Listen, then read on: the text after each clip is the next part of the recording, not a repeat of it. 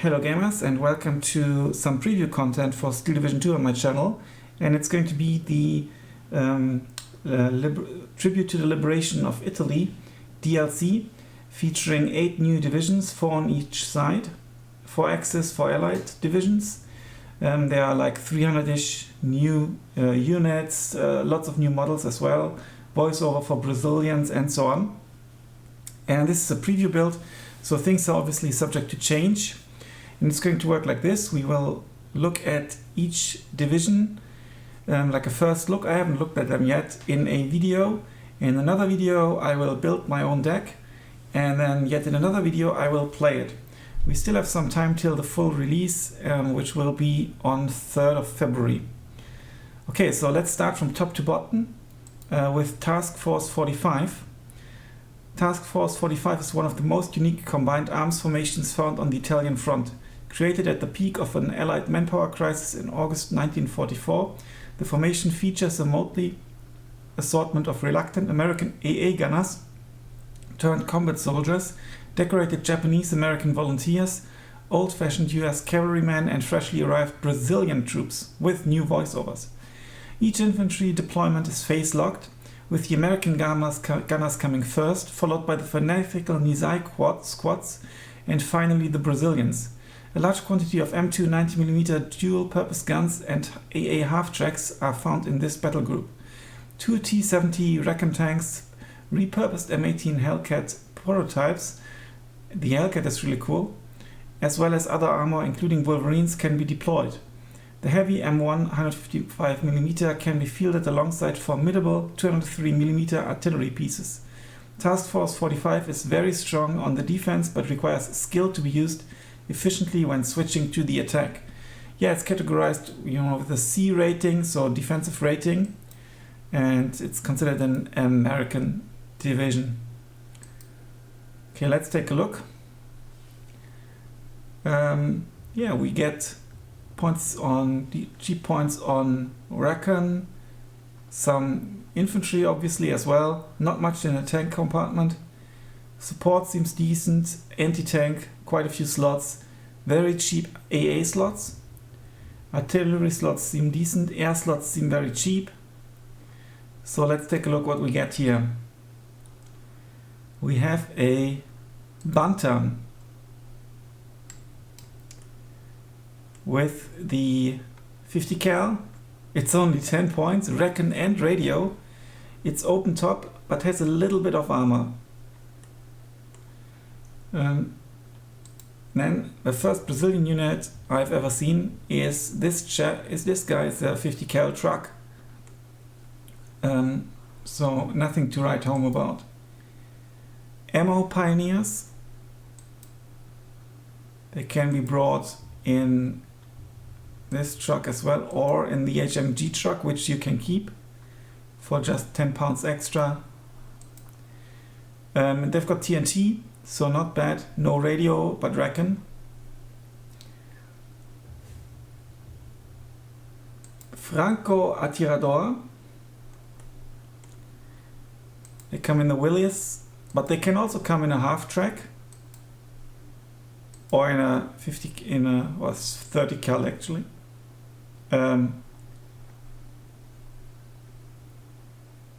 Jeep.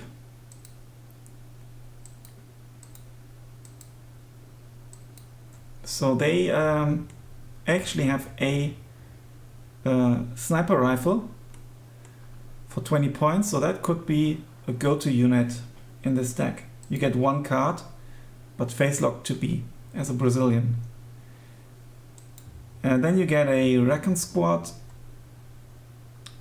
This is quite beefy with 7 guys for a Recon squad. It's got an automatic rifle, submachine gun, and another one. So can come in a half track as well, but there are only 9 half tracks in total. Cavalry scouts, they are a super cool unit because they've got the bazooka, and you can really use them to fight, and you can bring them in A phase, so that's possibly a strong option if you want to rush a little bit or secure an offensive location. And we've got the M5A1 Recon tank.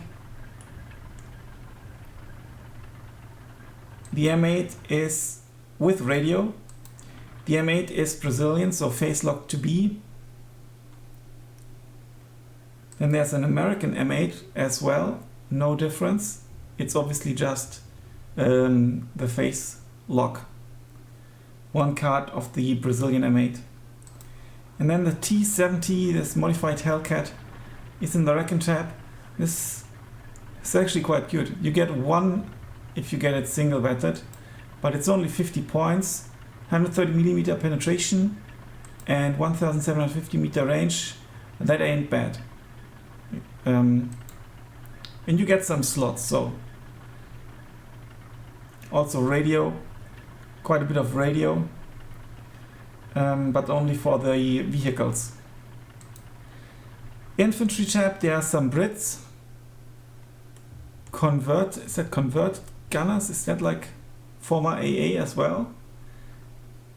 15 points only, and squad strength is 15. Obviously they are not fantastic. They only have the Lee Enfield and the Sten gun, but you get 15 of these guys, 12 of them. In B phase 24 and in C phase 36. It's almost not enough trucks. And then you also get the disheartened version of these gunners. Same availability. Different truck, and they are American. And the big difference is you get the grease gun and an automatic rifle, so they fight a bit better, but they are disheartened. So possibly you would prefer these gunners as a meat shield, or for probing these, so some nice options. Then there are some Ingenieros with TNT, Frag HG, B and C phase, but you get 12 in B phase. And the availability, if you upvet them, only drops to 10 and then to 9. So you can actually double vet them and only lose 3 guys. This is actually pretty cool. And they've got 2 grease guns as well. So this seems to be a very decent CQC unit. Also you get the Brazilian voiceovers and some nice armor. Got here the Brazilian logo, or at least the Brazilian colors here on the sleeve. I think this is a unit I will definitely take. An American engineer leader, available only in A phase, in single or double vetted. You don't get many. Some American engineers, quite different to the Brazilian ones, in that they don't have the grease gun, but the Thompson. Other than that, it's one guy more, and they also have the better rifle. So for CQC I'd possibly go with the Brazilians, and availability in B phase is the same, but you can bring the Americans in A phase as well. This is a cool image here. There's a converted gunners leader, that's an interesting unit. 2 grease guns, smoke, and a carabiner. Carabine radio, you don't get that many either.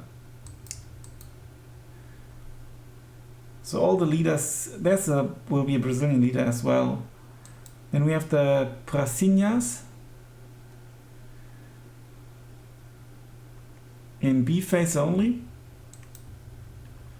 And they are basically your sort of rifle squad, line infantry with 2 automatic rifles, 12 guys, so decent amount. You get 10 cards single vetted, 15 unvetted, but then there's a steep curve, it drops to 5.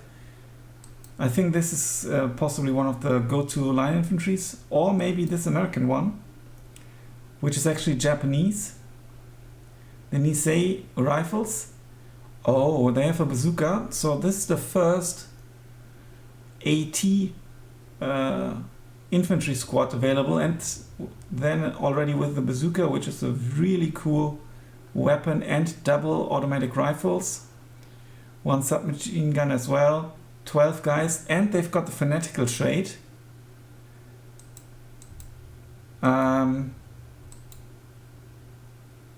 I think they look fantastic. You get 10 single vetted, and they only cost 5 more in comparison to the Brazilians. I mean, the Brazilians with the grease gun might be a little bit more for CQC, but the bazooka obviously is really nice. You get 2 cards, and possibly you will find them in most decks. There's a Nisei leader as well. It has to come double vetted in B or C, so availability is very limited. But I guess if you up-vet these already decent units with some guys, it could be very helpful. Oh, and the Nisei leader actually has a sniper rifle as well. Also fanatical, pretty damn cool. But AT in general, so basically your only AT unit is the Nisei rifles. You could bring them in. Availability only drops by 2 if you double vet them. You could bring them in B and C phase potentially. They look pretty cool. Now this doesn't look pretty cool. You get the M5A1. It's not a very good tank, but you get 6 in A phase, 12 in B phase, single vetted that is. Double vetted it goes to 8, so it changes by 4. Not the greatest of tanks. You get the Sherman, classic German in A or B phase. Availability changes by 4. And then a command tank, the M4A1 as well. Apparently they are from Derby in the USA of A. Nice items here everywhere. Looks pretty cool. Spare wheel for accompanying guys. Or is it? No, that's for here, for the trucks actually. Yeah. Yeah, this one doesn't have any emblems or something, just the US star. So not too great. The tank tab is a clear weakness, obviously. Support tab. I already can see quite a bit of HMG choices at a low price, which is really cool. Now they've got the Browning, 8 of them single vetted or 12 unvetted, 4 double vetted. So this seems to be like a nice choice. They come in the Willies, 300 Willies available. Then we've got a Nisei version as well for the same price. Availability 8 single vetted as opposed to, what was it? 8 as well. Difference being, and these guys are fanatical. And all of them can only come in B phase, the earliest. You could bring the Brazilians unvetted though. And there are some more Brazilians with another Browning. You can get 8 of them single vetted or 10 unvetted in B phase. The M8 Scott with its assault gun, HE shells, and quite some 50 cal power, fighting against air and ground units, decent speed. Could be a nice infantry support tank. Unfortunately no heat shells or anything like that, so it won't help you against tanks, but as a mobile infantry gun basically it's decent. Then there are some Disheartened Troops, and they are incredibly expensive. They cost 35 points with the M2HB, and the availability ain't superb either in comparison. and you don't have many of these WC-25s. Not sure why they are so expensive, to be honest. Is the weapon that much better? Yeah. I mean, the weapon is quite a bit better. Also with the suppression, it's like twice as good. More than twice as good. Range is better as well. But I'm uncertain if it's worth it, considering that they are disheartened and cost almost twice as much. And you've got your 3 supply truck cards, and then the M for 105. Yeah, also it's an infantry support tank with 2 kilometers range, so that can be really nice to take out AT guns with less than 2k range at the distance. And I think you can fit it in here. Now we come to the commanders. We get an infantry guy, also American. The commanders are all American. Then the M20, only weak top armor, and the tank commander sits in a Sherman. It's a Sherman actually. It's much less squishy, so you might even go for that, considering that it's only 30 points more, depending on your balance, I think. But this looks more like a division that needs to last, but we will see what comes in the AA and artillery as well. Then we can see Brazilian bazooka guys. We can also see American bazooka guys, and they are pretty much the same. Availability here in B phase, you get 8 single vetted, and unvetted you get 12, so really cool. And you get, oh, these Americans only P and B phase as well. It's a bit unfortunate. 8 of them. And they are fanatical, so this is actually quite cool. They've got different uniforms as well. Nice. I think they could potentially be, by the looks of it, they could actually be Japanese guys. Most likely, and that's why they are only available in B phase and fanatical. So these Japanese guys seem to be really cool in general in this deck. Then you get a 6-pounder, 150 mil penetration, 1500 meter range. And then you get the Japanese version. It's the same but fanatical. What about availability? It's the same. And C-phase availability is the same. Difference being, though, that you can't bring the Nisei unvetted, but you can bring the Brazilian guys unvetted, increasing the availability by 2. So that's something you need to consider. You also get 4 tank destroyers. And considering this terribly weak tank tab, you will most likely want to bring them double vetted. It drops to 2 availability. So I guess you want to bring them at least single vetted, maybe even 2 cards, and they can deal with pretty much anything. They've got 2 kilometers APCR range. So they can penetrate pretty much everything. Then the AP shell range is only 1750 meters. So you need to micro them so that you don't waste your APCR shells on shitty tanks. Anti-air. So we get some of these trucks. They are a bit squishy, unfortunately, but they've got 4 M2 Brownings. In comparison to this one,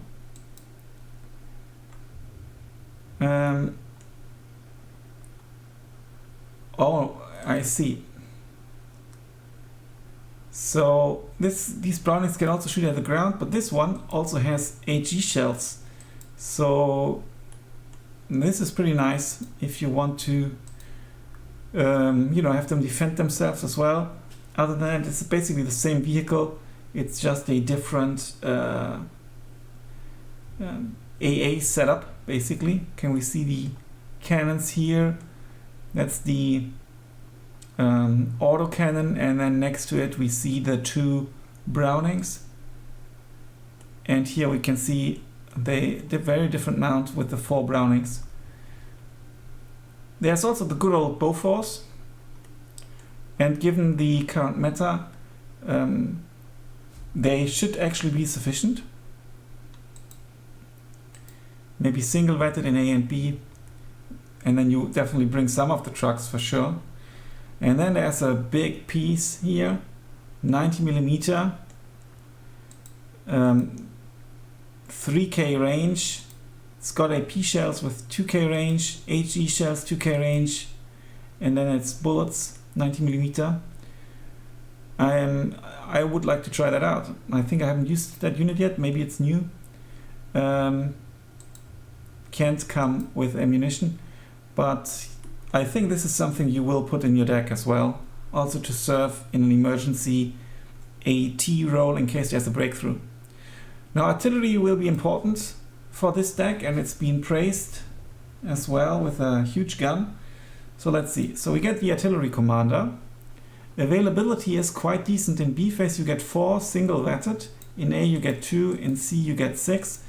They are quite beefy, so you with 10 guys, so you might want to use them to support your infantry as well, in case you want to bring more fighting units rather than leaders here. I think that seems to be quite an interesting option in this deck. Then we've got the 60 mil mortars, but only in B phase. Range is 1,800 meters. Could be quite the viable option. I mean, you can bring the 81 Mil Mortar, and they are Japanese, so they will also be in B phase only. They are fanatical. They've got less shells, less guys, but they have radio, so that's pretty cool. And then there's a Brazilian radio mortar squad, 81 mil as well, in C phase only. And we get some Brits again. They look nice. Cool helmet. I think that's supposed to be like a helmet. Nice moustache as well. And that's 107mm mortar. Unfortunately without radio. But 4.4k range, you get 6 of them, so this is also an interesting option. Let's jump back. There's an M1 howitzer. You get 5 of them in A phase, and they only cost 60 points. And you can use them in an AT roll as well. They've got 5 heat shells, penetration 90 mil, range 1500k, so not too bad, to be honest.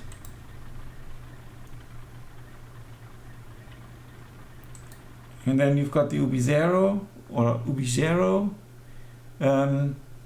unlimited range, quite some suppression. Only in B phase you get a lot for, and radio. Oh, nice. A mobile mortar with radio. You get 4 of them if you bring them unvetted, 3k range, and they can defend themselves. 60 shells. I think this is a pretty cool unit. I'm inclined to bring that, to be honest. Then we've got the 155mm mortar, howitzer, sorry. Also good suppression. 7.75 damage. What was the UB0? Less damage, less suppression, less blast, bit more accuracy. Also with radio. Availability only 2 though. In B phase unvetted. You can't bring them in C phase. And then we get the incredible 203mm howitzer with more than 10 damage, huge suppression, and blast is also quite amazing. Accuracy is pretty good, 34%. Rate of fire is 4 as opposed to 5, as opposed to 6, as opposed to 17. Yeah. But you also get 2 of them, and they seem pretty cool, to be honest.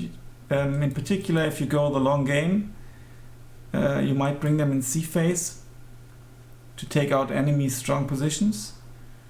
And I think that's quite a viable option as well. There are not super many slots, so I think possibly the mobile mortar, 1 artillery piece, and possibly 2 mortars, or the cheap howitzer, because you get 5. Air tap. A220J 5 DOE Havoc. A scout plane for 50 points with a lot of firepower, but the availability in A phase ain't great, so possibly you would bring them in B phase. They are not agile at all, decent speed, resilience medium. Then we get some Italians here, a very cheap fighter, nice colors here. The C202 series 8 Folgore. 4 guns at least, so 580k speed, decent agility is very good. They have to become single-ratted, only 2 in A phase. Let's immediately look at the other fighter, which is the P-51B, the American fighter. Much better availability, much better speed. Also 4 Brownings is very good, even better ammunition. You get 12.7 millimeter 4 times. So this is possibly a good choice as well. You can bring 4 of them in A phase, which is also pretty cool. I think you would want to bring at least 4 planes here. There's a B-25J Mitchell bomber, nice and shiny.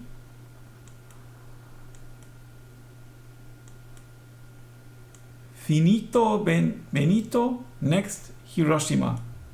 Next Hiroshito. Oh yeah, the Japanese emperor, I presume. The Mitchell bomber, 105 points. Lots of firepower here as well. And how many bombs? 12, 3 damage. Decent suppression and blast. Not very fast. Can be used in a close air support role. Very good resilience. So could be an interesting choice. Another version of the Mitchell bomber. Difference being the bomb load, I think, and hence the speed. It is slower. And I mean, look at that, 7 M2 Browning turret. If there's no AA, this will, melt down planes possibly. And here you get 4 227k G bombs. Look at this here. I think this is very interesting for close air support. Then the P-51B-10A, quite fast, dual role or triple role as medium bomber, fighter and close air support. 4 Brownings and 2 bombs dishing out 9 damage each. It is greatly reduced by armor, so that's seems to be a great plane to take out enemy support, but there is not much availability. It's only bad agility, bad resilience. And then there is a napalm bomber. There are not that many in the game. You can dual roll it as a fighter and close air support with 8 Brownings. I mean, look at that. 1, 2, 3, 4, 5, 6, 7, 8. Yeah, you get 2 in C phase. So possibly you want to bring them in B or C phase. Obviously not in A phase, and then use them against enemy infantry, rushes or pushes rather, potentially. Yeah, so this is this battle group. I think considering that you get so many great artillery pieces, and also some decent planes. Not really good tanks though. Possibly like a balanced rather than a Maverick setup. The two currently most popular income types in 1v1.